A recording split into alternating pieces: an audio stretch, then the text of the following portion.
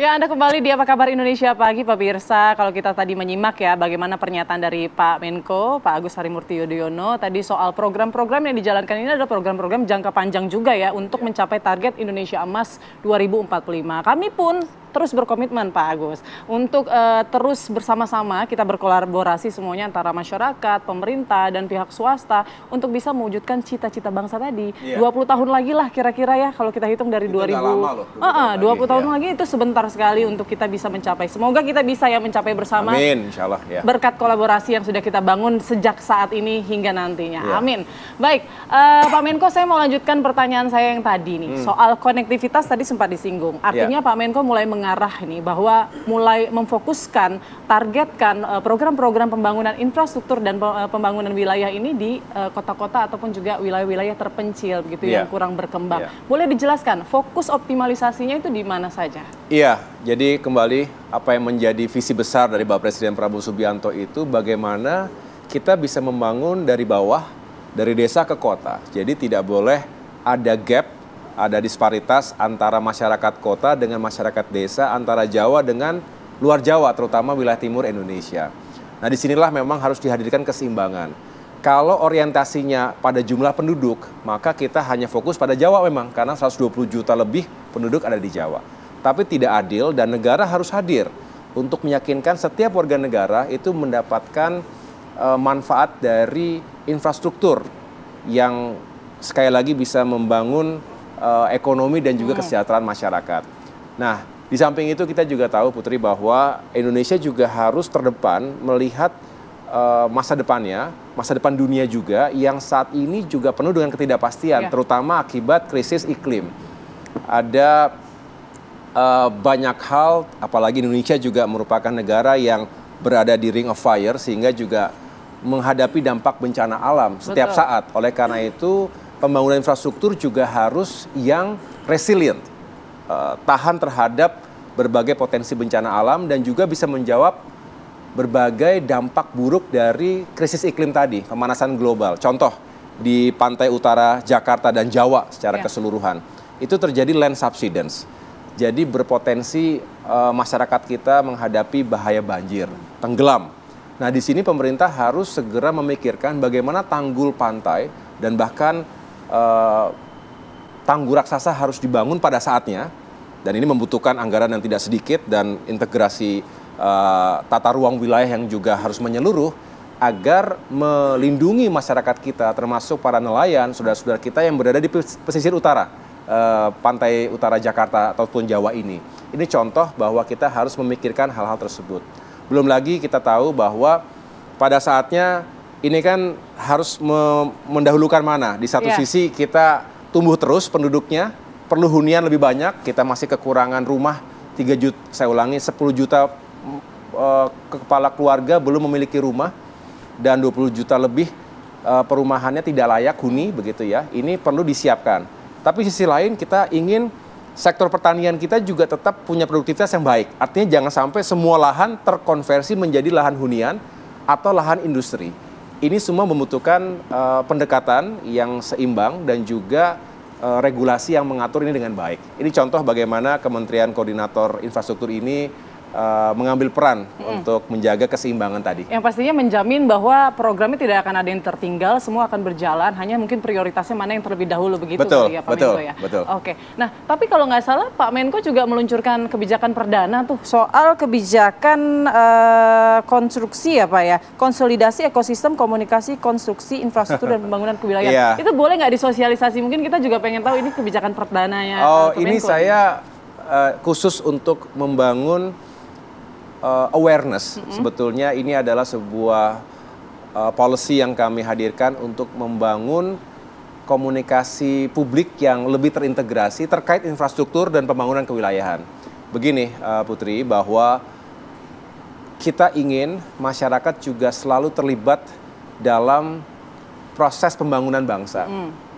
Tadi kita sempat ngobrol-ngobrol, tidak mungkin pemerintah berdiri sendiri sudah pasti, kita harus mengajak serta semua, tetapi untuk menghadirkan rasa percaya dan juga kepercayaan diri masyarakat terhadap pemimpin dan pemerintahnya, perlu dijalankan sebuah komunikasi yang baik, yang sehat, yang terbuka dan dua arah. Jadi ini bentuk transparansi pemerintah sebenarnya transparansi dan akuntabilitas. Dan disinilah saya tentunya berharap TV One juga selalu mengawal proses ini karena dengan itu kita membangun pemahaman yang utuh pada masyarakat. Contoh, ketika kita berbicara infrastruktur, misalnya bagaimana kita ingin menghadirkan swasembada pangan, artinya bendungan harus dibangun. Bendungan tidak cukup dengan bendungan saja, tapi irigasinya, baik primer, sekunder, tersier, sampai ke sawah-sawah, itu perlu disiapkan anggaran dan juga dukungan lainnya, termasuk dukungan dari berbagai stakeholders. Jalan-jalan desa yang mengangkut hasil pertanian menuju pasar, ini juga harus diperbaiki. Dan lain sebagainya, termasuk apa manfaat bendungan, bukan hanya sebagai suplai air baku, tapi juga pembangkit listrik yang terbarukan. Saya baru berkunjung ke misalnya Bendungan Karian di Banten, Bendungan Cirata, Bendungan Jatiluhur, itu juga banyak potensinya, termasuk menggunakan teknologi solar panel yang digelar untuk menghasilkan energi yang terbarukan. Belum lagi tadi untuk fungsi irigasi dan sektor pariwisata bisa hidup juga dari lokasi-lokasi infrastruktur tadi. Nah, hal-hal semacam ini perlu disosialisasikan dan dengan demikian masyarakat tahu dan memberikan dukungan juga, termasuk memberikan masukan. Kadangkala kita kan tidak selalu tahu ya, wah ada kerusakan di sana, ada kerusakan di sini. Nah, disinilah harapannya ada komunikasi yang baik dan dua arah tadi, kita menjelaskan, memberikan informasi, tapi sebaliknya mendengarkan masukan, aspirasi, bahkan kritik. Asalkan disampaikan dengan cara yang baik, dengan niat yang baik, harus kita dengarkan dan harus kita carikan solusinya. Oke, asal ada niat yang baik, semua insya Allah jalan ya Pak Insya Allah, ya. Oke, tapi ini ada juga nih pertanyaan publik, ini sebetulnya permasalahan klasik lah ya. Kita tahu ini kementerian baru, tapi membawahi 5 kementerian teknis begitu ya. Ada PU, Perumahan, ATR BPN, terus juga Transmigrasi, begitu. Perhubungan juga di bawahnya. Nah, ini ego sektoralnya bagaimana? Ini jadi tantangan nih pastinya buat Pak Menko sendiri ya, untuk bisa membangun sinergi antara kelima kementerian ini di bawah Kemenko. Iya, tentu ini tantangan untuk semua sektor pembangunan, tapi saya senang ada 5 kementerian teknis yang tadi sudah disebutkan oleh Putri, dan saya rasa para menteri, para wakil menterinya juga menunjukkan itikat yang baik, semangat yang luar biasa, ingin berbuat yang terbaik yang mereka bisa lakukan, dan saling berkomunikasi, bersinergi dan berkolaborasi. Saya rasa ini modal penting. Kalaupun ada sekat-sekat antar kementerian, antar lembaga itu wajar, tapi tidak boleh menjadi tembok yang terlalu kokoh, yang terlalu keras, tidak bisa ditembus. Itulah tugas kami. Jadi ketika ada deadlock, katakanlah yang satu inginnya A, yang satu inginnya B, ya kita dudukan bersama, karena tujuannya sama sebetulnya. Hanya seringkali kita blindsided karena harus mendahulukan tugas utama di kementerian tertentu, padahal ujungnya sama. Ujungnya sama. Nah, disinilah saya rasa justru menjadi penting buat kami bisa lebih dekat dan lebih mengkomunikasikan itu dengan baik. Oke, harusnya masyarakat optimis ya dengan adanya kementerian baru dan dibantu juga oleh 5 kementerian teknis ini, artinya pemerintah memang benar-benar serius nih untuk membangun infrastruktur ya, dan juga membangun kewilayahan di daerah kecil gitu ya, di daerah yang mungkin kurang berkembang. Tertinggal gitu. Oke, mungkin terakhir Pak Menko, harapan dan doanya nih buat TV One agar nanti ke depan kita bisa sama-sama nih membangun bangsa. Iya, pertama saya tentunya mengucapkan selamat ulang tahun kepada TV One yang ke-17. Kalau manusia 17 tahun itu energik, penuh dengan idealisme, penuh dengan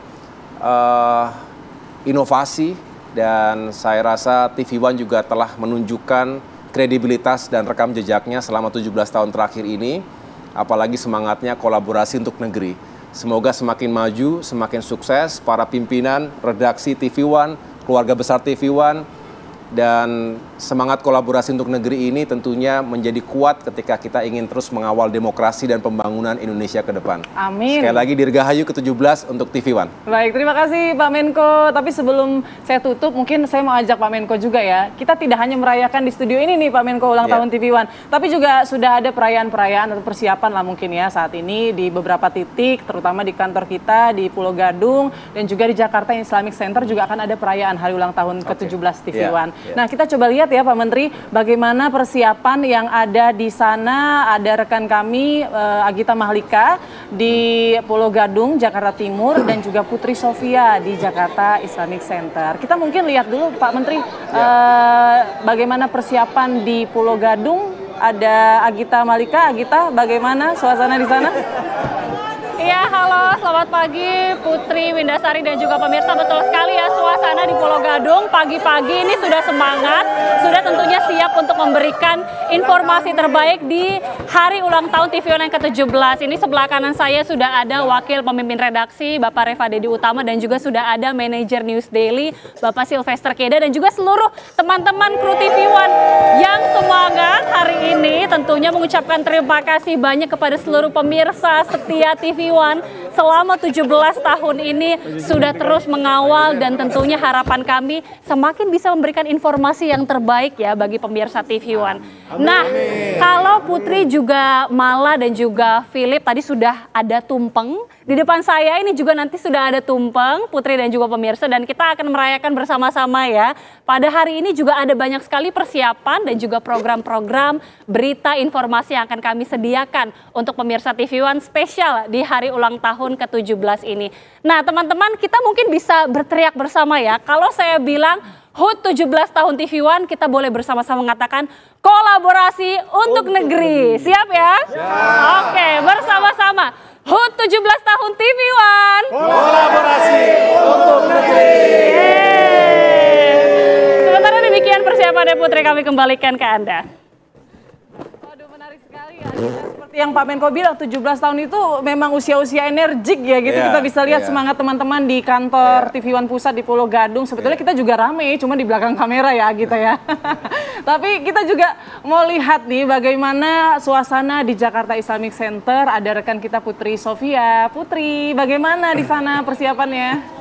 Di Jakarta Islamic Center ada rekan kita Putri Sofia. Putri, bagaimana di sana persiapannya? Ya, selamat pagi Putri Windasari dan juga pemirsa.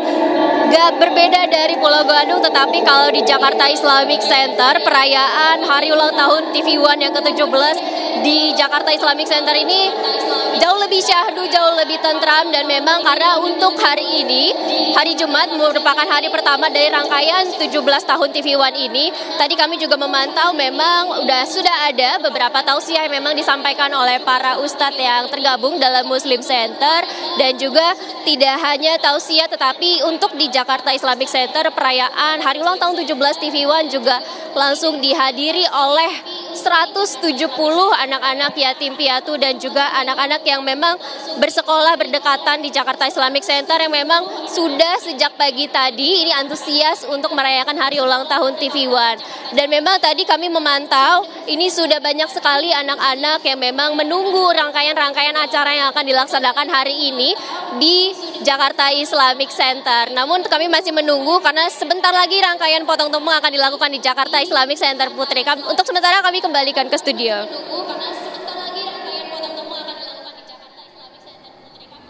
Baik, terima kasih Putri Sofia mengabarkan langsung dari Jakarta Islamic Center, dan ada Agita Mahlika dari kantor TV One Pusat di Pulau Gadung, Jakarta Timur. Ya pemirsa, kita bisa lihat ya tadi kalau di Jakarta Islamic Center itu lebih kepada bentuk rasa syukur kita. Makanya kita menggelar acara doa bersama, mengundang anak yatim piatu agar TV One ke depan juga terus semakin maju dan bisa memberikan informasi yang akurat, aktual, dan juga bisa mengedukasi masyarakat. Sepertinya masih banyak sebetulnya Pak Menko yang mau saya tanyakan sama Pak Menko ya terkait program-program kerja, tapi memang durasi kita terbatas. Saya tapi sebelumnya ucapkan terima kasih banyak untuk Pak Menko sudah menyempatkan waktunya di tengah-tengah kesibukannya yang kayaknya kunjungan sana sini, cek bendungan sana sini ya Pak Menko ya. Terima kasih banyak.